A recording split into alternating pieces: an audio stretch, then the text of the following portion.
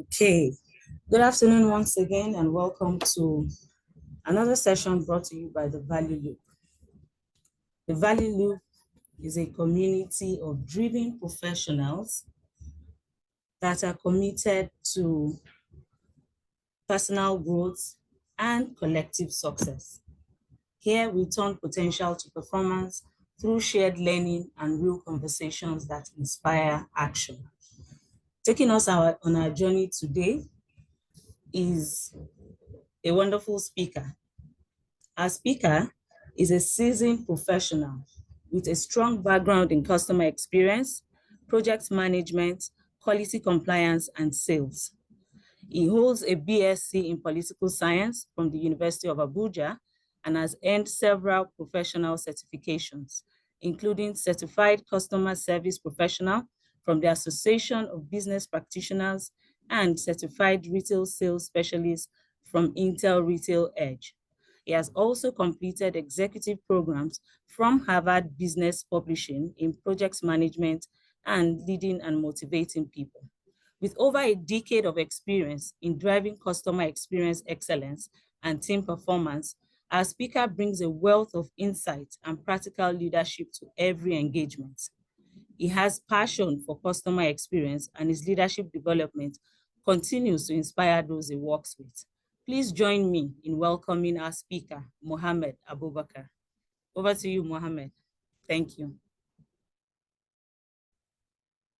Good morning, Tosin. Good morning, everyone. And I'm really glad to be here with you guys today. What we'll be discussing today would be about our habits, and then that would be how to build habits that stick through self-discipline. During the course of our engagements today, we're going to be looking at what habits are, why they matter.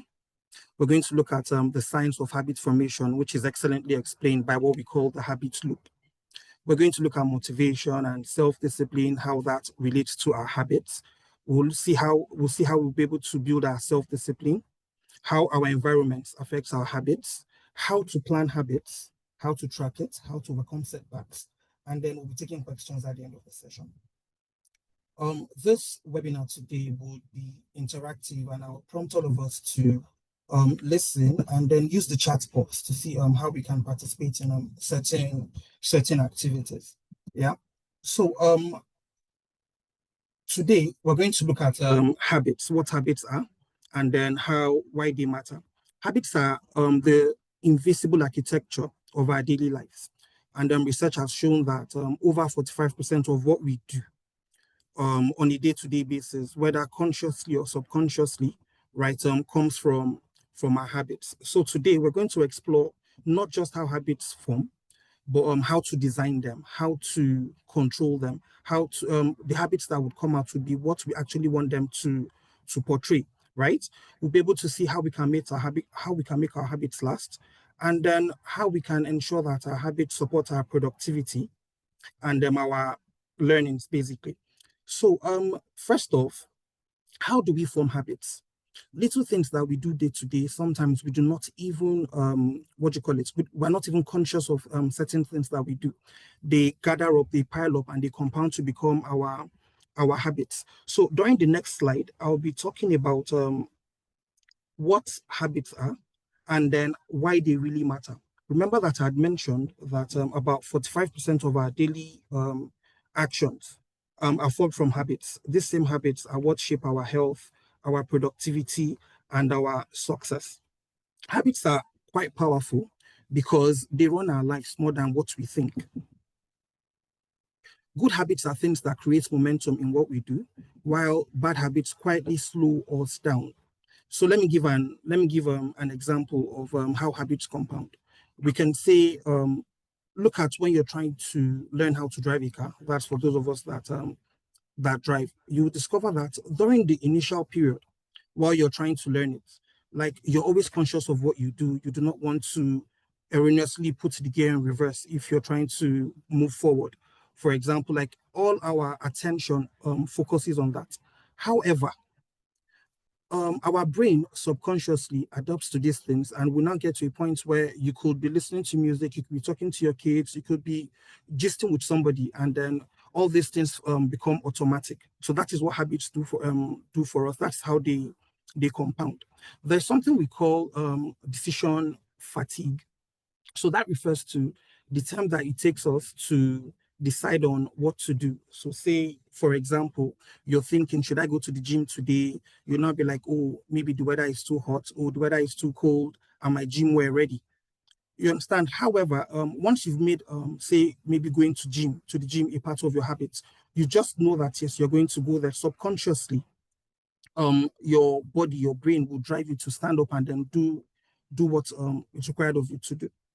So basically in our professional lives, right, just like our habits count when we are doing personal things, it also counts towards our professional lives.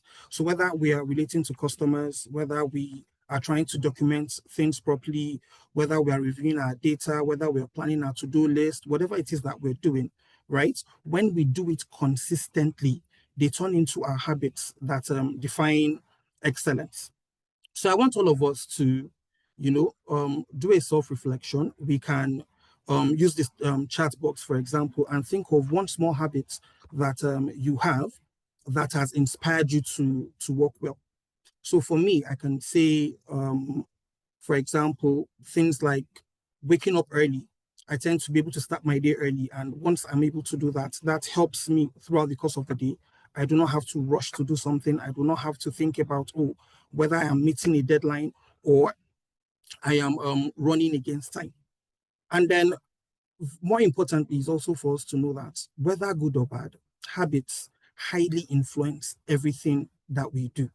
And for most people, we sort of tend to think that, say, maybe habits are things that you pick up while growing up.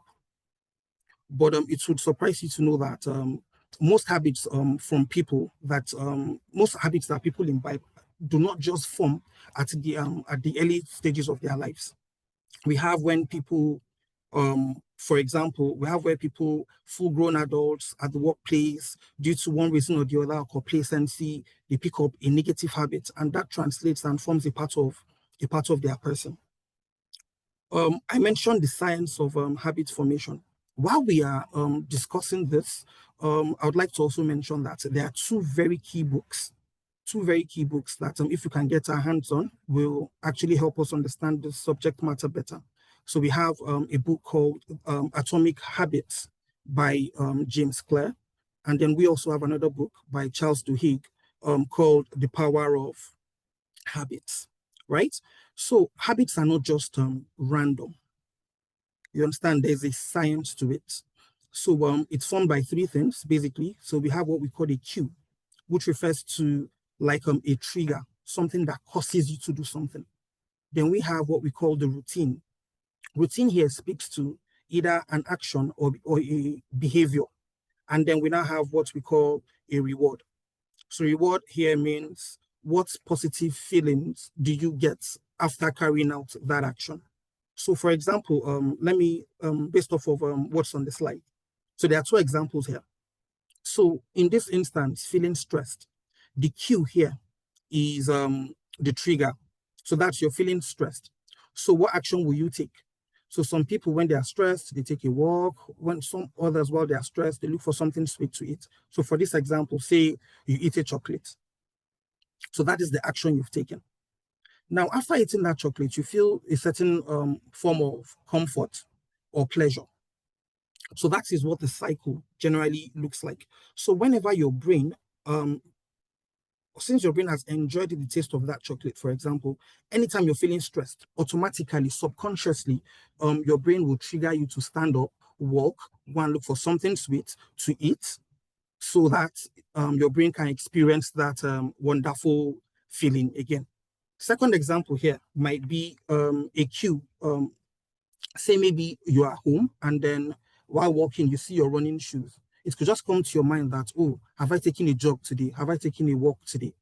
Right?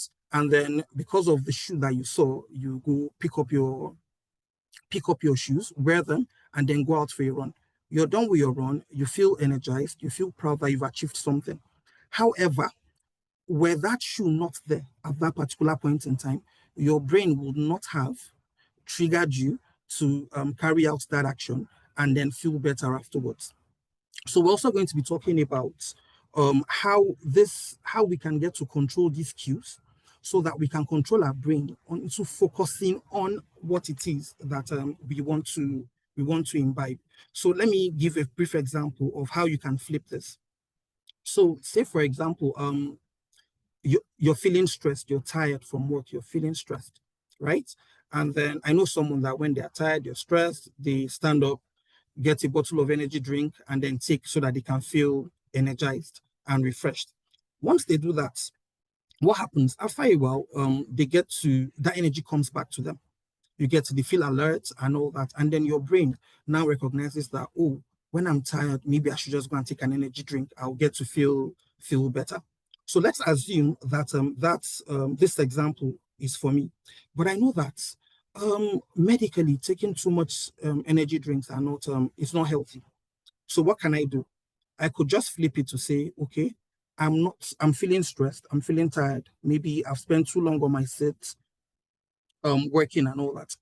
Once I get to that point, rather than stand up and walk up to take an energy drink, I could just, take a brief walk around the building, stretch a bit for 4 or 5 minutes, and then I'll end up feeling the same way, feeling re-energized. So that's how I'm re-energized. So that's how we can go back to reprogram our brain into changing things that are ordinarily not good for us by tweaking one or two actions within the habit loop.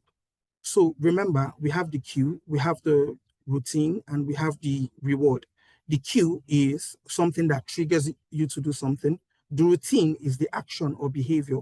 And then while the reward is whatever solace or happiness that you feel after carrying out that particular exercise, right? So I know that every one of us, based off of this explanation, we can do a self-reflection to say, oh, what am I doing? What is a cue, what is a routine, and then what is a reward? So maybe on the chat box, or we can get a note to write down certain things that we do. What is the cue for it? What is the action we do, and what do we enjoy after carrying out that action? So we'll be talking about motivation and self-discipline. So many a times we tend to feel people tend to feel motivated. Motivation comes as something that spurs us or inspires us to carry out certain actions. So say maybe I'm watching TV and then I see someone looking very fit, right? I'll not be like, oh wow, I think I also want to look that fit. I also want to take care of my health physically, for example. So me seeing that particular clip on TV is a motivation for me to stand up and then go and carry out and act and do something. However, the problem with motivation is that it doesn't last. It's something that is very unreliable. It comes up, and then after a while, it requires you to consciously and deliberately sustain it. About 80% of people that get motivated to do something after the first 4 weeks drop it eventually, because it's not enough to be motivated. You need to have what we call self-discipline. Self-discipline is that conscious effort that you need to have to plan to say, oh, this is what I want to do. I'm motivated to do this, and these are the things I need to do to ensure that in the long run I achieve what it is that I want to achieve. So the table here shows, for example, motivation is the spark, while discipline is the engine, and the habits are the journey. We have what we call the differences here. For example, motivation is driven by emotion or inspiration. It's something that just comes, and then after a while it goes. Motivations are usually short term. Remember I said that most people drop off something after the first, say, 4 weeks. 80% of people do not follow through.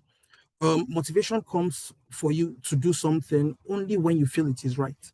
So for example, you have planned to say, oh, I'm going to take a 10-minute, maybe a 30-minute walk every day.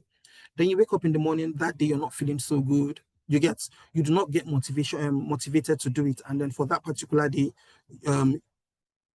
you feel defeated. Then On the other hand, self-discipline is something that you commit to. So it's not driven by either inspiration or emotions. It's driven by commitments and values. You've said, oh, this is what I want to achieve. And no matter what, I will do everything within my power to try as much as possible to achieve it. Self-discipline is also long-term. It's not something that you'd say, oh, I'll do it when I feel like, oh, I'll just do it for 1 day or 2 days and then drop it. And the importance of self-discipline in all of this is it allows you to do something even when you do not feel like doing it. Even when you're not in the mood, even when you feel tired, you understand? The discipline is what makes people successful. So we have a lot of people that are captains of industry that do not function based off of motivation. They've been able to change their habits over the course of many years to discipline themselves to ensure that, oh, the goals that they've set out to achieve becomes achievable. Further to that, motivation is sustained by strength. There's no spark to it. It's basically using your willpower, your personal strength to say, oh, this is what I want, and then you go ahead to see how best you can get to achieve it. So the difference between motivation is and self-discipline is that motivation is a feeling, a short feeling that comes and then goes, while self-discipline is a conscious and deliberate decision that you take to ensure that whatever targets you set out for yourself, you're able to achieve it. So now, how do we build self-discipline? It's very easy to say it, oh yes, I'm going to try as much as possible to imbibe the concept of self-discipline, but how do we do that? It's important for us to know that we shouldn't put too much effort into carrying out things that we cannot sustain. Whatever it is you're trying to imbibe a new habit or break an old habit, you should know that you're expected to start small. If you take on too many, along the line, your strength might not be able to see you through. You might get tired. You might get demotivated. You might not see quick results. So it's very important that the first step into building self-discipline is for you to start small. Look at self-discipline like a muscle. You get today I'm using a lot of workout examples. So look at self-discipline as a muscle. You can go to the gym today, go tomorrow, and then you'd not notice any visible difference in your muscles. But sustain it, do it for a long period of time. Gradually, you tend to see results, but you have to start small. Start with something that it's easy for you to continue with. Then the next thing is to set clear goals and direction so you have a focus. So, for example, let's say I want to increase my productivity at work by X%. The next question would be, what are the things that I'm required to do? Do I need to read more? Do I need to get a mentor? Do I need to spend more time learning about my current role? Do I need to explore, So you need to know what it is that you want and then set those clear goals and directions. So it becomes something that is second nature, and it shouldn't be as if it's a random thing and then you're just running around in the dark without having a direct compass to direct you to where you're going. Then the other thing would now be to create routines to remove decision fatigue. I mentioned decision fatigue earlier, I think second or third slide, where I said decision fatigue basically means the time and energy it takes your brain to be able to decide on carrying out a certain task, right? So when you're building self-discipline, you've already planned it. You already know, oh, this is what I want to do. So you don't have to sit down to waste time and then stress your brain into thinking about the action you want to take on a daily basis, since you've already set your goal initially. Then further to that, we have what we call gratification. The third loop in the habit loop is reward. So that reward speaks to gratification. What are you getting from it? So if you're going to change a habit, the results you're getting from that habit should not be something that, oh, yeah, I just want to do this for the sake of X, Y, Z. And once that happens, that is the end of it. It has to be something that is sustained. It shouldn't be something that your brain just enjoys for the sake of enjoying it at that particular point in time. Then tracking progress. There is no, whether at an individual level, at a corporate level, at a group level, if you do not have a mechanism for tracking progress of the things that you're doing, there is no way for you to know how far you've come and how much further you're expected to go. So if you're building a habit, as you're working on your self-discipline, you should know that, oh, between 1st of this month to maybe 30th of the month, this is what I have achieved. You need to track it. You can do that by, say, maybe journaling, by having a calendar, and there are apps out there that can allow you to mark every day as you go, depending on the habits that you intend to break, or the one you intend to build. Then finally is to reward consistency, to keep your motivation alive, right? So how the human brain works is, for every action or activity that we do, right, we have an end goal in sight, something that shows that, yes, we have achieved, we've made this happen. So for human beings, for example, you go through school, you go through the rigors of burning the midnight candle, knowing that at the end of the day, I'm going to get good grades. So those good grades in this example are are the rewards for the consistency that you spent all through the years while in school. Same thing goes for this. At every milestone, try as much as possible to sit down, take a deep breath, appreciate how far you've come, and then that would serve as a means for you to build consistency and move forward. I also mentioned 2 books earlier. I said Atomic Habits by James Clear, and then Power of Habits by Charles Duhigg. So in the Atomic Habits, there are certain things that help you in dropping a habit or building a habit. So we have Atomic Habits, we have the environment, and we have the cues. I'll speak more on the environment later. However, for you to build a habit, right, it has to be a conscious effort. Once it becomes an habit, once it becomes a habit, it now becomes something that is automatic. Your brain just does it without you having to think about it.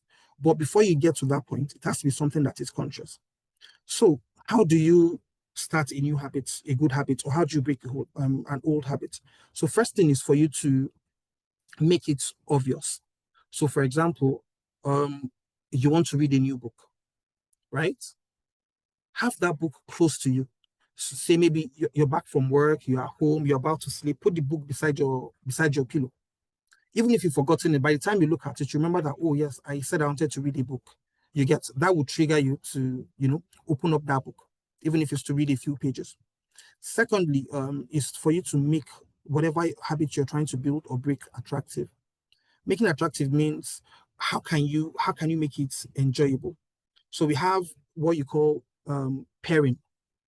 This means you can pair something that is already your habit, something that is automatic, right, with something that you want to imbibe. So let me use myself as an example, right? Part of what I do to improve on my productivity is for me to plan ahead. So every day I close from work. Before I leave the office, I just take 2-3 minutes, right, to write down what I intend to do the next day at the office. Or I have a report I need to send, right? Or I have something I need to follow up on. Or I have a customer I need to reach. So I write it down. And then it has become second nature because I know that I have to close from work. And automatically my brain just figures out that, oh, once Mohammed is leaving the office, he needs to jot something down. And then after repetition, it has become a part of me. So it's something that anytime you're trying to bring in something new, try to pair it with something that is already repetitive, something that you're already used to doing, right? We have people that it's while they are brushing their teeth, their brain just starts planning their day for them. And I'd be like, oh yes, I need to do XYZ today. I need to do that tomorrow. But that thought would not have come if it wasn't paired with the action of brushing the teeth at that particular point in time. So the next thing that has to do with making it easy. Making it easy here means do not bite more than what you can chew. That is one. Then two, ensure that whatever obstacles that you might have that would influence you not meeting up with the targeted habits, you drop them. Then finally is for you to make it satisfying. Making it satisfying here means something that at the end of the day, you know that mentally you feel rewarded. You feel that, oh yes, you have achieved something. So the next is environment and cues. I've already mentioned that cues refers to the trigger, something that triggers an action that you would carry out. So what about the environment? Just like the word environment, it means things that you have around you. So you're trying to stop drinking, taking sugary things, for example, because it's not good for your health, right? So you're going to clear your environment of those things. You would not have Coke in your fridge. You're not going to have a pack of sugar on your dining table, for example. You clear your environment so that your brain does not see that and then trigger you to want to take the action trigger you to want to take the action to drink it, right? So our environments really matter. So how do we fix our environment? You want to build a new habit, you place those cues in places where you see them. So like I mentioned, you want to read a book, have that book close to your bedside, for example, right? You want to say, what example would I use? You want to build a new habit, say, oh, you want to save, right? You can have an application for saving, a money manager app, install it on your phone and pin it on the first page. So even if you've forgotten, by the time you unlock your phone, it's staring at you, right? And then it triggers you to, oh yes, I've not done XYZ on this particular day. If you want to break a bad habit, we've mentioned that already, right? You remove any obstacle that will interfere with that. If you're somebody that gets easily distracted at work, right? Declutter your workspace. You understand? Plan your day. Give it a form of structure. That would help, right? We have what we call the use of visual triggers. I've mentioned that also. So these are things that you put around you that would remind you until that thing forms a part of your habits. Then finally, automate your decisions. You don't have to think about doing something every time, right? So you want to read 5 pages of a book every day, just do a reminder on your phone at so time between 7:30 to 8 p.m. This is what I intend to do. Even if you forget, your phone will remind you. You can write it down, you can journal, right? So that is what the environment and the cues speak to. Then during the course of explaining, I mentioned pairing habits. We also have what we call habit stacking. So stacking, just like the word, it means putting one thing on top of another. And it has a formula that helps you in remembering to carry out some things. It helps your brain. So the formula is, say you want to build a new habit, right? So it's simple. After I carry out an existing action, then I will carry out the new one. So you want to read a book, or you want to listen to a podcast, right? Or you want to go back to listen to the recording of this meeting, but you do not have that time. You could do that on your commute home. So automatically your brain knows that, oh, as I'm going home, I could just put in my earphones and listen to XYZ. Oh, as I'm having dinner, I know that I'm going to open the so book to read. Oh, whatever outstanding work it is I did not finish, right? I know that by the time I get home doing XYZ, I'll be able to pick it up and then complete it. It's just about tricking your brain to attach a new action with an existing one that already works seamlessly for you. And while this works is because your existing habits serve as anchors, right? There's no need for you to get an extra motivation from somewhere. It removes the need for you to be doing reminders, right? And then it makes new habits easier to carry out and easier to repeat. So the next one is planning. This is pretty much straightforward. No new habits, right? No new habits just comes like that. It's something that we consciously started and then we got used to doing it. So if you want to adopt a new habit, you need to schedule it, prepare your environment for it, right? And then plan. If there's a need for you to review or adjust whatever it is, you can review. So, for example, you've set yourself to say, oh, I want to complete James Clear's Atomic Habits. I want to read it in 2 weeks, right? You could give yourself that time to say, every day, I'll try to read 10 pages. If after the 3rd day you see that, oh, 10 pages are too many for me in one day, you could now tone it down to say, okay, 5. So that's you reviewing and adjusting so that your habits can become consistent. so that you do not get that mental fatigue and eventually run into the trap that most people run into, where they drop their already existing habits. So the next one is tracking progress. How do we track progress? So we have certain steps you take, right? The actions, and then I'm going to give an example. So first of all, you need to define what success means to you.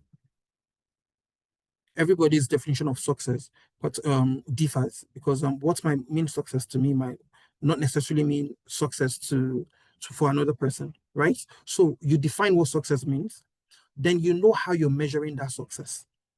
So in this example now, I want to read 5 pages in a day. Then the next thing is, how do you track that you're reading 5 pages in a day? How do you track that you're not missing this, right? So I mentioned you could use a journal, you can use your calendar, or you can install an app on your phone, right, to track it and then mark as, oh, I've achieved it on Monday, you take it, or Tuesday, you've done it, yeah? You ensure that you record these things daily, because if you do not record, you're not holding yourself accountable. And if you're unable to hold yourself accountable, you would not be able to achieve the particular goal that you set out initially, right? Then again, you review it regularly so that you do not bite more than what you can chew. If you feel 5 pages are too small, you can do 10, increase to 10. If you feel 5 pages are too many, right, increase to, you can also reduce it, right? And then you adjust it accordingly, and then reward yourself. It's very, very important for us to self-motivate ourselves. And one of the best ways of self-motivation is rewarding yourself when you're able to achieve a particular milestone, right? Then second slide, I said 80% of people are unable to continue with the habits or with the goal they set out for themselves, because they eventually get demotivated. They lack that self-discipline to continue. You could also have a lot of self-discipline, but something can happen, right? And then you drop the ball. So this slide speaks to how can you overcome those setbacks. So first thing is for you to acknowledge and accept it. You're human. Things happen. It's not every day that you wake up feeling strong and motivated, right? So admit to yourself, oh yes, I failed to do XYZ so day. Because if you do not accept that, it now becomes very difficult for you to be able to self-motivate yourself to improve. Then the next thing is for you to learn the trigger. Try to identify what caused it. Oh, why did I drop the ball? I was supposed to run for 30 minutes every day. Oh, why didn't I carry it out yesterday? Oh, what caused it? Oh, it was raining. Oh, that's not your fault. You get, oh, I had work, I was in a meeting, I didn't have the time. You get to identify what caused it so that you can correct it, so it doesn't become something that it doesn't become recurring. Because it is very okay for you to slip up once while you're trying to build up a habit, or while you're working on yourself.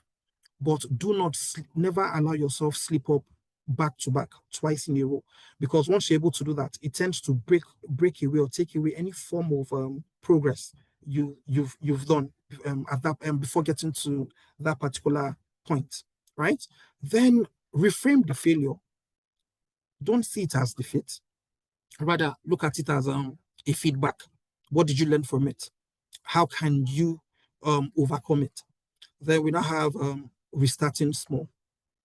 If the reason for failure or the reason for the setback is because you took on more than what you can chew, you took on a lot, you can now readjust, review it, and then gradually, reduce it and gradually grow into it again. Then the focus is for you to be consistent. There's no need to be perfect. Just maintain consistency, and gradually you're going to gather enough momentum, and at the end of the day, you're going to get there. So just like it said on this slide, once you fall, you learn from it, you adjust accordingly so that you can rise. There is a Japanese proverb that says, when you fall 7 times, right, try to stand up 8 times. You shouldn't because you've fallen, because you've not achieved something, just take it as the end of the world. You can always restart. So we have actionable takeaways. So basically, this is like a summary of what we've discussed, right? And then you need to first of all understand that for every habit, it has a cue, it has a routine, it has a reward. And why something becomes a habit is because your brain enjoys that reward. Because your brain enjoys the reward, it subconsciously, whether that cue is there or not, it subconsciously makes you go back to carry out that action. And it's something that doesn't help people that have very, very bad habits that's affecting them, either their work or their productivity. You need to find another way for your brain to get that reward without having to carry out the bad habits that caused it initially. So the next thing is we discussed having to start small and then remaining consistent. Don't take too many things at once. Little drops of water makes an ocean. So let me paint a picture. For example, water is one of the softest liquids you get. Like I could pour a glass of water on somebody and the person will not feel pain, right? And then a stone, on the other hand, is something that is really, really hard. I could just drop a stone, it falls on somebody and the person starts bleeding. However, the power of consistency is if you drop a stone somewhere and you gradually just let a drop of water fall on that spot continuously, over time, that stone that is very, very hard, right, would break. It's going to get broken by the little drops of water that ordinarily do not cause anything. So it's very, very good for you to, no matter how small, start somewhere and then remain consistent, because over time, our little actions compound. So you need to also learn to leverage self-discipline wisely, right? And how do you do that wisely? It's by ensuring that your environment does not have obstacles that will hinder what you're trying to achieve. You have to also follow the 4 atomic habits, which means you make it obvious, make it easy, make it attractive, make it something that is satisfying so that your brain can go back to crave for that reward. It's very important to track. Everybody, no matter how inconsequential or minute you think something might be, it's very important that you track it. Because if you do not track, it means you're losing focus. There's no way you can appreciate your gains, and there's no way you can know where your losses are coming from and how to overcome those setbacks. So it's very important that no matter how little, let's try to find a way to track habits. Yeah. Then the other thing is handle setbacks with grace. Like I mentioned, you can slip up once, but you should never let yourself slip up twice back to back, because once you do that, your body just gets your brain just gets demotivated, and then you relapse into your previous self. It's very important that we have self-compassion. Don't be too hard on yourself. If you're unable to achieve something, acknowledge it, reflect it, and then see where the lapse is coming from, and then see to how you can improve on that, right? And then finally, let us focus on systems, not goals. So I could say my goal is to become a CEO, for example, right? The goal is out there. But the easiest way for me to achieve that goal is to build a system around me that makes it become second nature. Whatever it is that I need to do to become a CEO becomes second nature to me. So what are the things that are required to become CEO of so company in maybe 5, 6, 10 years? Or I need to carry out certain courses. Or I need to apply for social positions. Or I need to do XYZ. Make your environment fit into that particular goal that you have, so that it doesn't become something that you think about every time. It becomes second nature.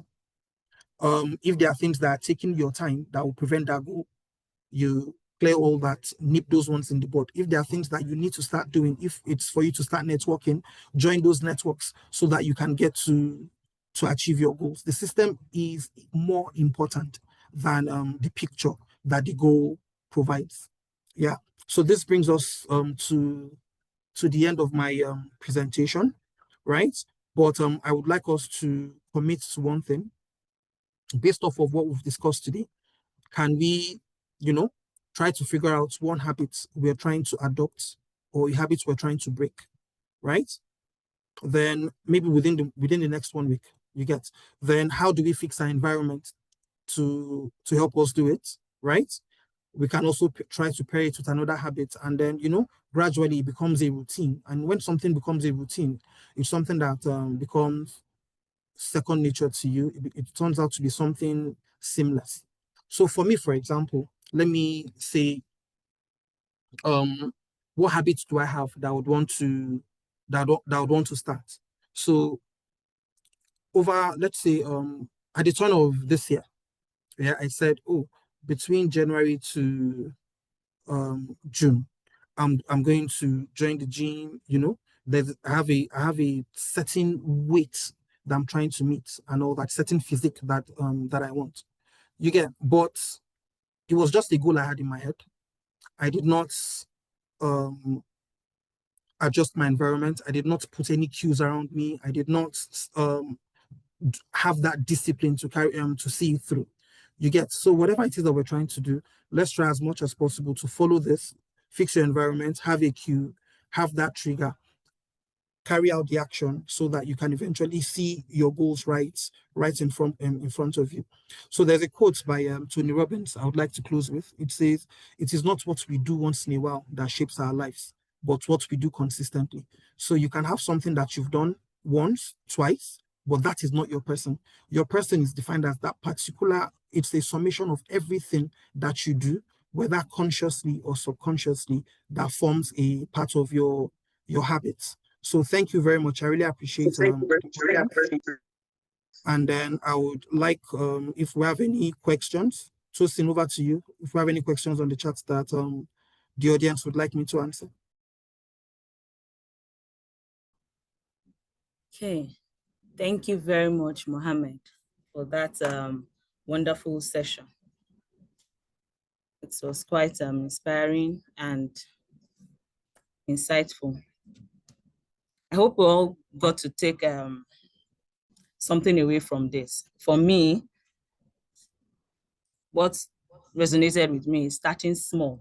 That's very important. You start small so that you can become consistent with it. And then you track your progress as you move along. Okay? So motivation, like he said, is the spark that makes you act. And self-discipline is the engine that leads to the habit, which is very key. So we need to understand this to be sure that we're on the right track. Thank you very much, Mohammed, once again. So let's have the questions rolling in, comments, suggestions.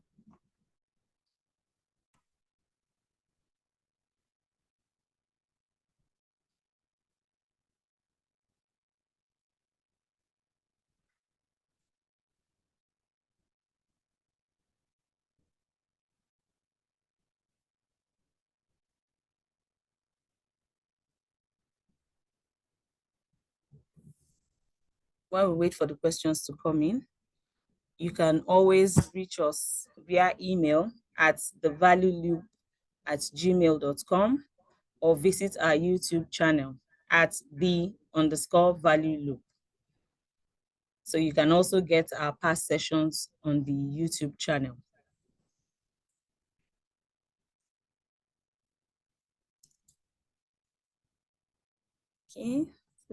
Okay, I have a question here.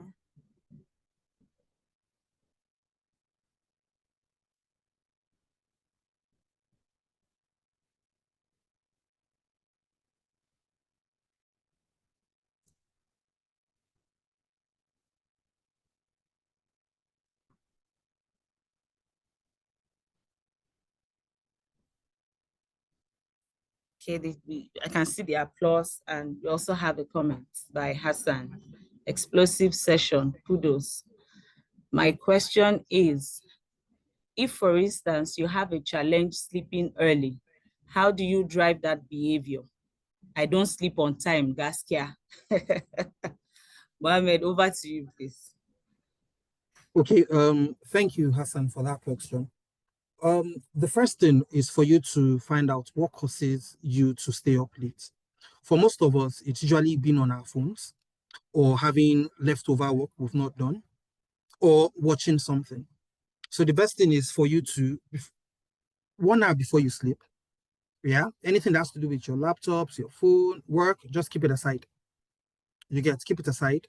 Um, Turn off your lights, lie down, and then close your eyes, and then calm yourself down, take a couple of deep breaths, and then try to sleep. It's going to be difficult at first, but over a few days, right? Your brain would readjust and eventually adapt to it. It's very important for us to know that, based off of research, right? It takes between 21 days and then 66 days to build a habit or drop a habit. So what require will be consistency in um decluttering your environment and then ensuring that those things that distract you before you sleep are not there. I hope that answers it. Thank you, Mohammed. Okay, we have a question here. It's pertaining to the last session. So, Sarah, please, I just dropped the link for the last video recording of the last session. So you could please check out the YouTube channel for the last session's recording. Thank you.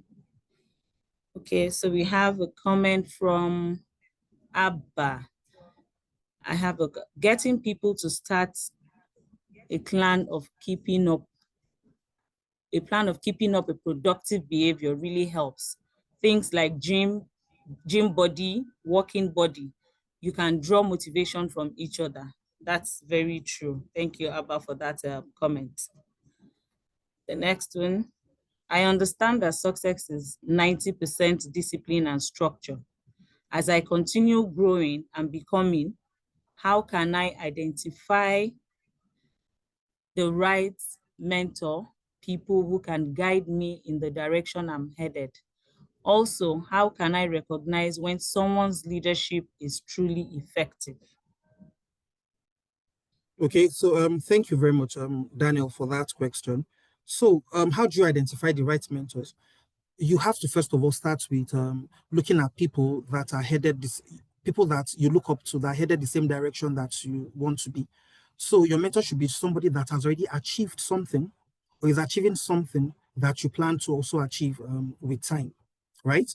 Mentorship can come from either work or even your personal life from a different space. The most important thing is having looking at that person, seeing that, oh, there's a quality, there's a trait that this person has, either because of their self-discipline, their experience, or their knowledge, right? So once you've seen that, then you approach and then see how you can make that person your mentor. It should be something random. It should be something that connects the mentee and the mentor. Then the second part of the question, how can I recognize when someone's leadership is truly effective? That is pretty much straightforward, right? How much impact has that person had on you? As the person is leading you, what impacts have you derived from that person? Is the person somebody that tells you the truth or someone that tells you what you want to hear? Is it somebody that motivates you and drives you to be a better version of yourself, or someone that's just there looking out for themselves? The most important thing is people that lead by example, people that push you, motivate you, and then give you constructive feedback that helps you grow. Thank you. Thank you. The next question we have here is from Elohor. How do you adopt a savings or investment habit when inflation is on the rise and things are expensive? Any suggestions, please? Okay, so this actually made me laugh, right? Inflation is on the rise. Yes, it's global. So the thing is, you need to develop a habit of saving a particular percentage of your earnings, even though this particular webinar is not so fine, it's not tuned to something really financial, but from the self-discipline aspect of it, yeah, you need to live within your means. You need to take out a certain percentage. Some people say 30, so a certain percentage of your earnings, yeah, to save, no matter what. Know that, oh, you're not touching that particular amount of money. Once you get used to living within your means, taking out certain amount to save, it's also very important to invest too. And I'm sure there are a lot of investment tools. Hopefully, down the line, we can get an investment expert on this webinar someday to give us the proper advice in that aspect. But the most important thing is just discipline yourself. Yeah, cut back on unnecessary spendings, and ensure that no matter what, you have a portion of something saved for the rainy day. And when you talk about inflation, yeah, it also affects the current value of what you have. So you could save maybe 200,000 naira this month, 200,000 naira next month, but down the line, your the purchasing power of that 200,000 might have dropped. So as you save, also ensure you invest so that down at the end of the road, both your savings and your investments balance out. Thank you. Thank you, Mohammed. And to add to that, we have several apps now that you can actually use to adopt saving. Some of them even have this investment options too. So we have apps like Piggyvest, Cowrywise. You know, you just set an amount for it to be deducted. It could be daily, it could be weekly, it could be monthly. You know, so with that, and like Mohammed mentioned in this session, we start small. So whatever it is you want to attempt, you start small. And then as time goes by, you can increase as your financial capacity accepts it. Thank you. The next question we have is, how can our accountability partners, trusted human beings around us, assist us in building and sustaining useful habits? Is it advisable we have one or two when we want to pick up new habits? Okay, thank you, Sarah. I'll answer this question in two parts. Earlier, in the chat, somebody mentioned about, say you want to, whatever you want to achieve, have somebody that like a group of people that are working towards that. So it becomes easier for you guys to look at each other. That being said, an accountability partner is one of the most important things you can have on any journey towards growth and progress. But picking the right accountability partner is key. It needs to be somebody that, one, you trust to give you honest feedback. Two, somebody that when they tell you something as feedback, you do not take it personal. You look at it as something that is for your own benefit, something that would help you grow. And then finally, your accountability partner should also have a means of tracking what it is you're doing. So it's not enough to have an accountability partner that's far away from you and you say, oh yes, today I was able to read a book. How does the accountability partner know that you actually did that? It should be somebody that is close, somebody that can help you track, and someone that can put you back in line when you deviate or when you have a setback. Your accountability partner can be your peer. It doesn't matter. It can be someone you report to. It can even be somebody that's your subordinate. The most important thing is you having that emotional intelligence to accept feedback when that feedback is given. Thank you. Thank you, thank you, thank you. Thank you very much, Mohammed. Thank you, everyone, for joining our session today. It's really an honor and we appreciate it. We'll be back same time in 2 weeks. We'll be giving you another wonderful session. So thank you very much. Thank you very much. Have a nice day. Enjoy the rest of your day. Thank you.